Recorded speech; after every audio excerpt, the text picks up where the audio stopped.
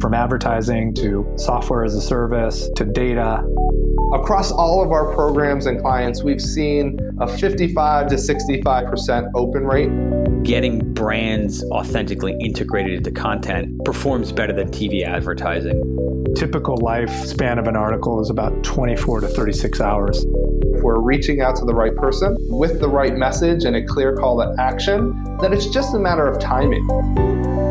Welcome to the MarTech Podcast, a Ben J. Schaap LLC production. In this podcast, you'll hear the stories of world-class marketers that use technology to drive business results and achieve career success. We'll unearth the real-world experiences of some of the brightest minds in the marketing and technology space so you can learn the tools, tips, and tricks they've learned along the way.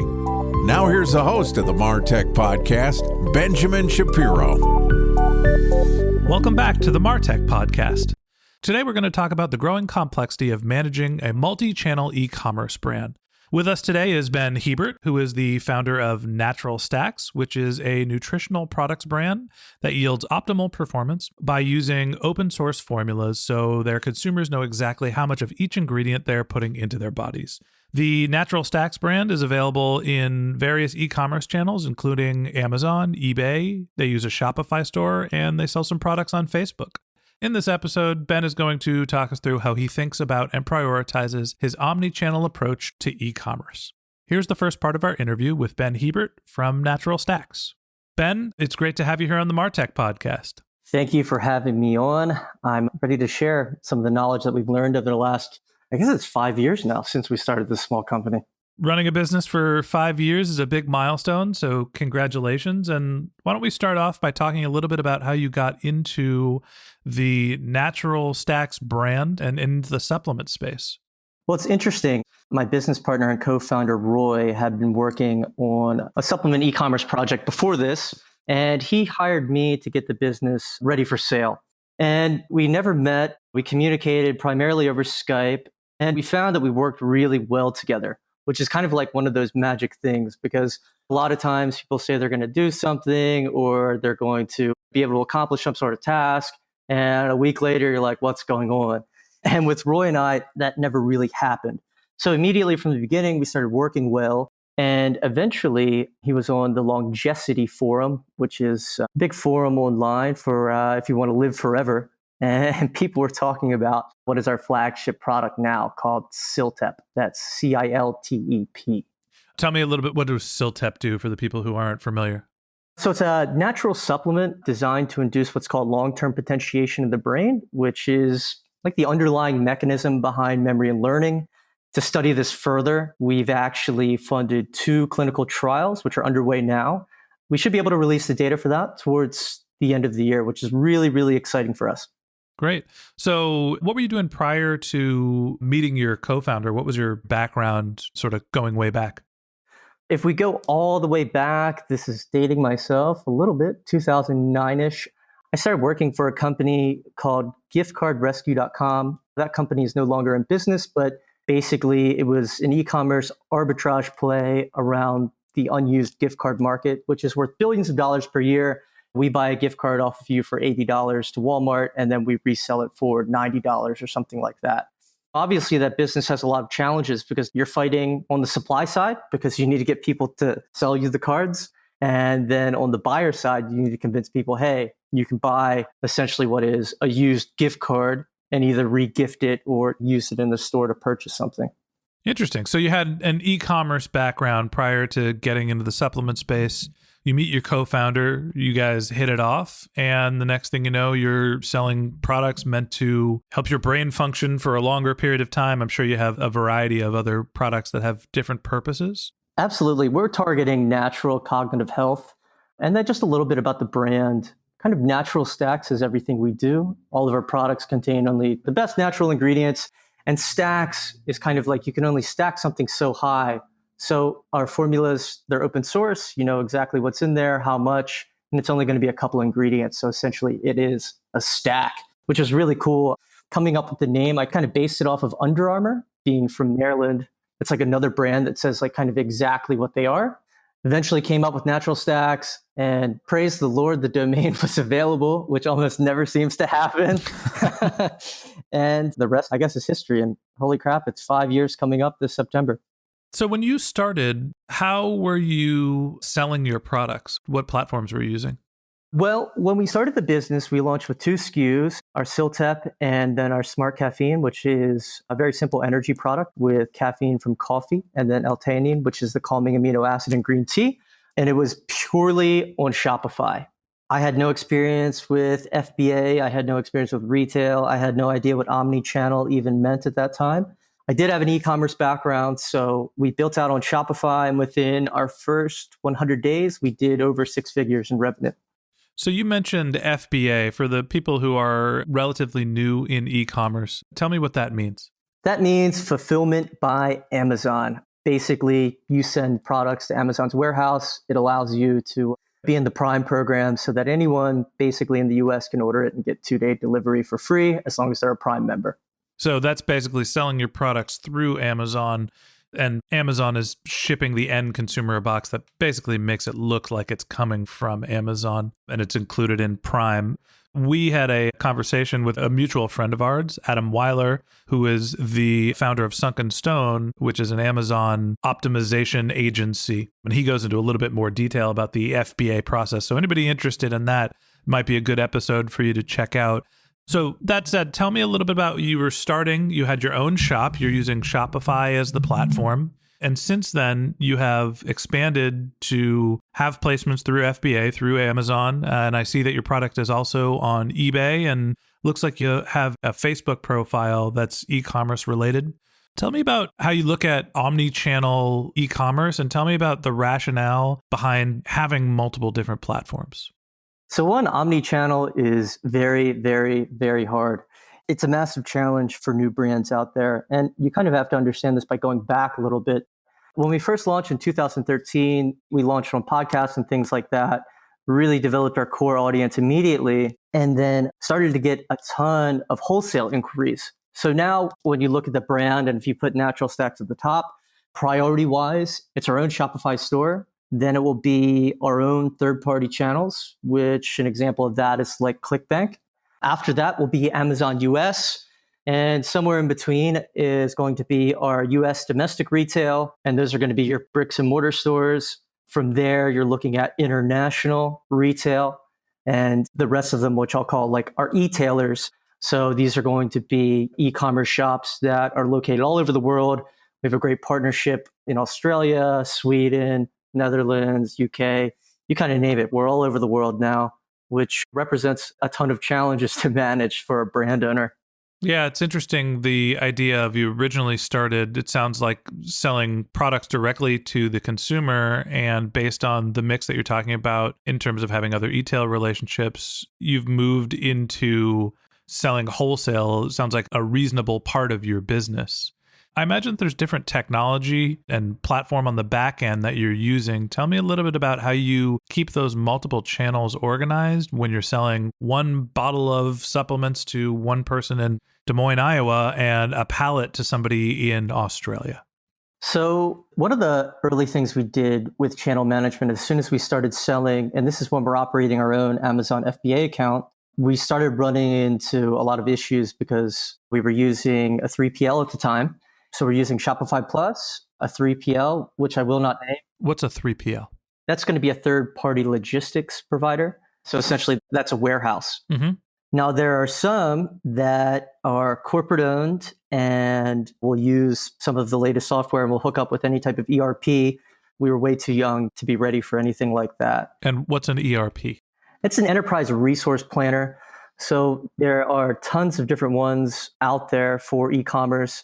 I think I was talking to Peter Keller of fringesport.com, and we both basically said, once you get into that multi-million-dollar range and you're trying to scale to, from 7 to 8 figures, you're never going to find one that works. And I don't want to badmouth any of them, but we went through a bunch testing them, trying to implement them for our business, and we never really found the right solution.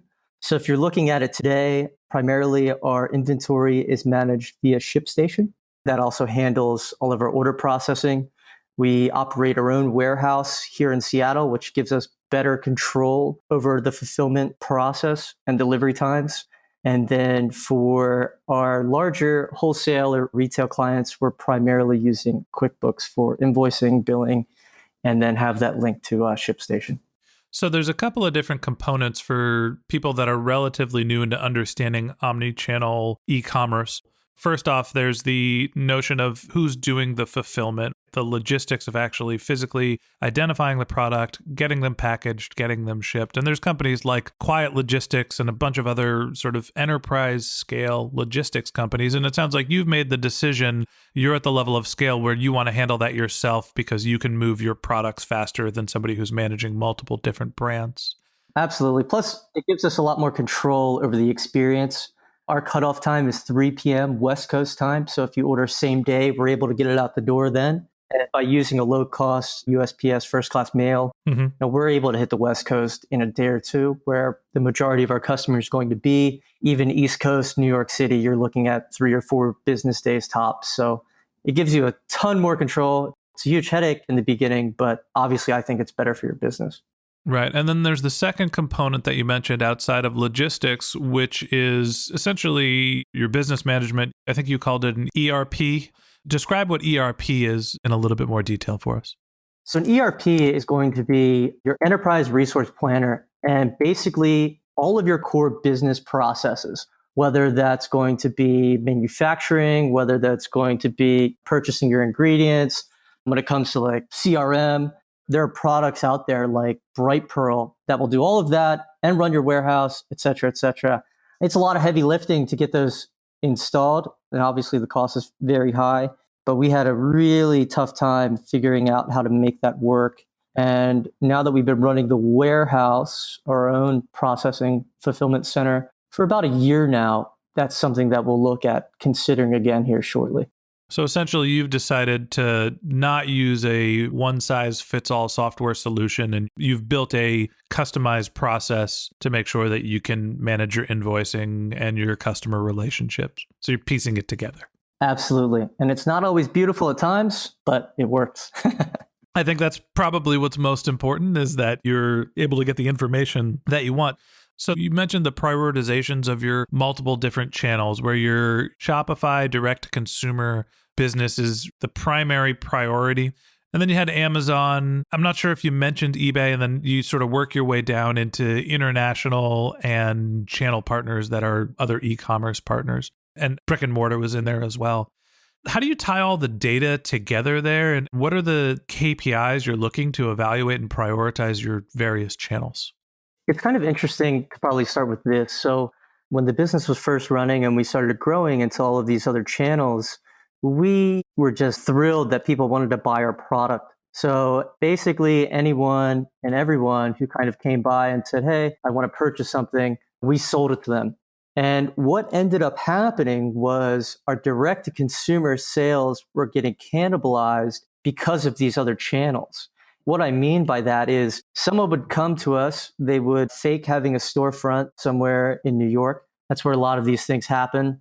Place a large purchase order for 1,000 units or something like that. We would see $30,000, $40,000 come in immediately. And what would happen is they would take this to Amazon or something like that and sell it at 25% off the MAP pricing. In FBA or in Amazon terms, the brands don't necessarily own the listing. The buy box is what you'll see at the top right. And that's what you want to own, because when you click buy, you get the purchase. Mm-hmm. And essentially what was happening when we first started was we were getting kicked off the buy box, and these quote unquote wholesalers were coming in, ordering from us and reselling for a lot cheaper. You essentially had unofficial channel partners that were buying your inventory in bulk and then basically selling on the margin. Exactly. How shady. And they would be okay with a 4 or 5% margin. So it's crazy. Right. Interesting. Okay. So you basically decided that you wanted to own those channels because you were losing your direct business to them anyway. You would be more profitable by managing the listing yourself as opposed to selling wholesale to somebody else who was playing an arbitrage game. Yeah, absolutely. I mean, at the end of the day, we want to own the customer data. We want to have a relationship with the customer. We want to send them our content. We want to interact in our Facebook group.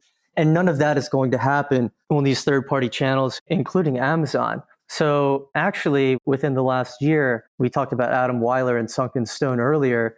We hired him to do all the channel management for Amazon.